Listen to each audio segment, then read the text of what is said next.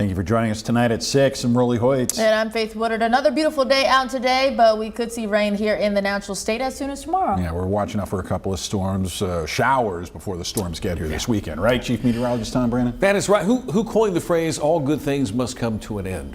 Shakespeare or somebody somebody in the Shakespeare. Bible. Yeah. Is that Shakespeare? Is that Yes, English lit major at Georgetown. Shakespeare. And an emphasis in Shakespearean literature. Now I hope it's Shakespeare. I hope it's Shakespeare. You know, I hope it wasn't Rolly Hoyt a couple hours ago is what I think. We'll give it to Shakespeare, right? Yeah, you know, we've had beautiful weather here in Little Rock, Arkansas these past few days with very little cloud cover, lots of sunshine, blue skies. Temperatures have been in the 70s, but the rain is indeed on the way. Gorgeous shot, sunset shot over Little Rock. Here's what current numbers look like. 74 right now, Little Rock, and that number is going to fall back into the 50s by tomorrow morning. Harrison 65, 75 Texarkana. Fort Smith touched 80 today, as did Pine Bluff. Say goodbye to the 80s, even the 70s. We could see high temperatures in the 60s down the road. And as we see those numbers drop off tomorrow morning, I've got us bottoming out at about 52. Weather impact advisory for the weekend remains in effect for rain and even some thunderstorms, as Rolly mentioned a few minutes ago. Scattered showers, a few thunderstorms, certainly impacting your outdoor events and activities. We'll talk about how much rain we're going to get and the timing in just a few minutes.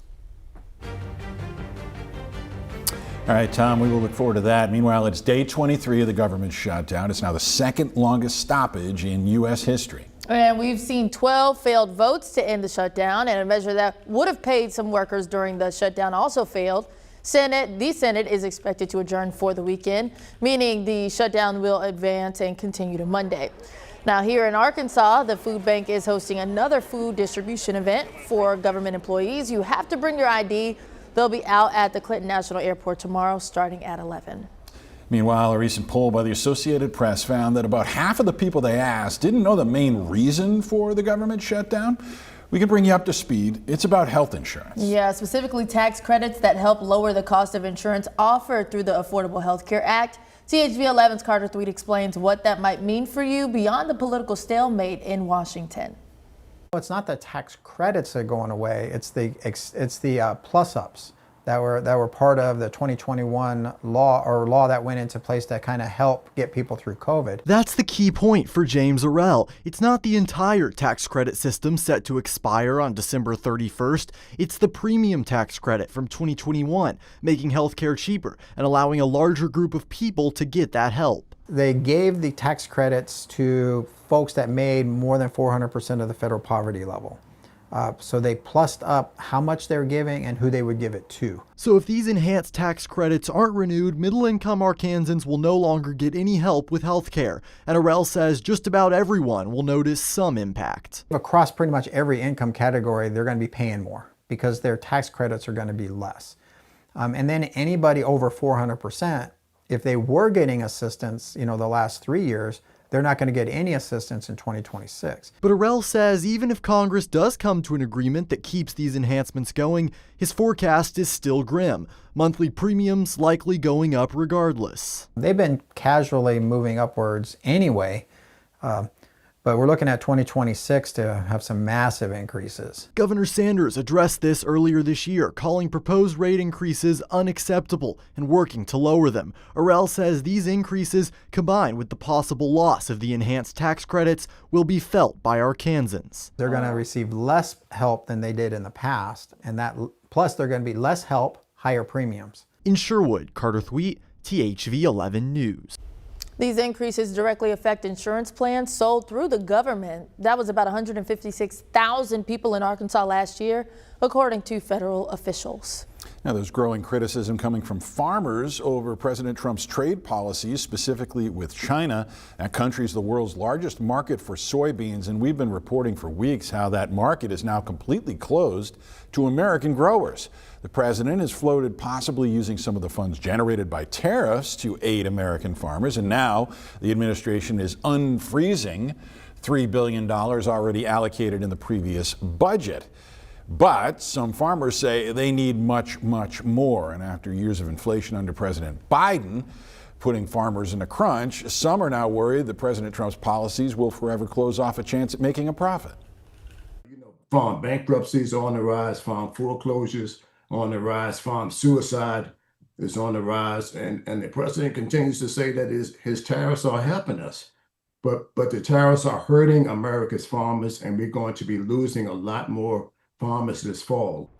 And there's concern for U.S. cattle farmers. They're joining the criticism, worried that a White House proposal to bail out Argentina could lead to an increase in beef imports from that country.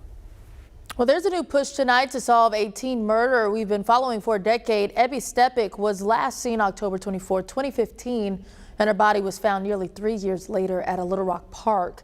As we approach the solemn anniversary, her mother tells us she feels a new sense of encouragement because today the family is launching a new social media campaign to raise awareness and debunk misinformation. Since the Arkansas Attorney General's office jumped on board the investigation about a year ago, Ebby's mother, Lori Jernigan, says it's given her renewed hope. 10 years, I'm still trudging that road of trying to get things solved. Yeah. And they're receptive to it. So I look forward to what's going to happen. There are things going on, like there's new DNA testing being done. They were very open to having new techniques done on DNA they have. You can keep up with the latest updates regarding Ebby's case on multiple social media platforms by searching Justice for Ebby Jane. And you can email your anonymous tips and questions to ebbytips@gmail.com. THV 11's Brooke Buckner will share much more from Ebby's mother and Arkansas Attorney General Tim Griffin about where the case stands 10 years later this Saturday on THV 11.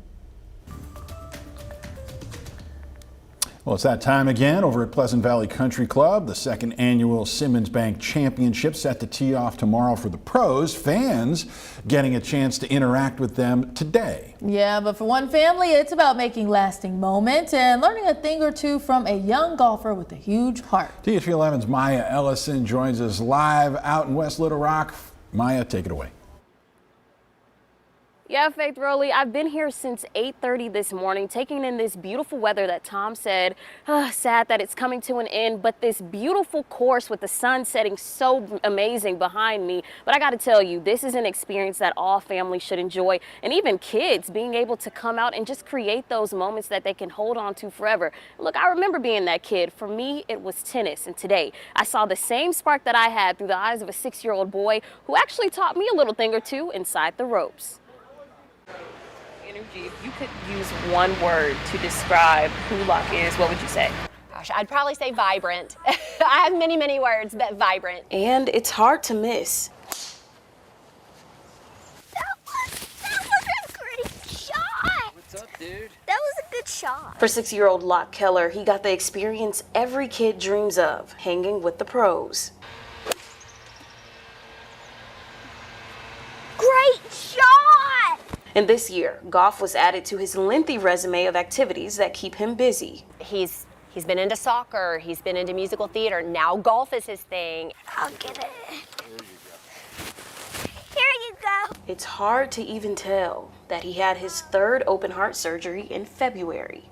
It was hard, it was rough, and this kid took it like a champ. In 2018, Mandy Keller and her husband Ben adopted Locke. Soon after, doctors shared that their son was unique. And said there was a baby who had been born that had a congenital heart defect called tetralogy of Fallot. She did let us know that he had been assessed and was in the NICU and had been told that he would need an open heart surgery soon, but was cleared to be able to be placed with us. Keller says his first surgery was at just 4 months old, but this wasn't unfamiliar territory. Locke's dad, Ben Keller, was diagnosed at birth with something similar. Ben is still a patient at Children's, so it's kind of been cool because over the years they have both had to have catheterization procedures, and the same doctor has performed the caths on both of them. For Locke, he's proud to be just like Dad. I had a heart surgery.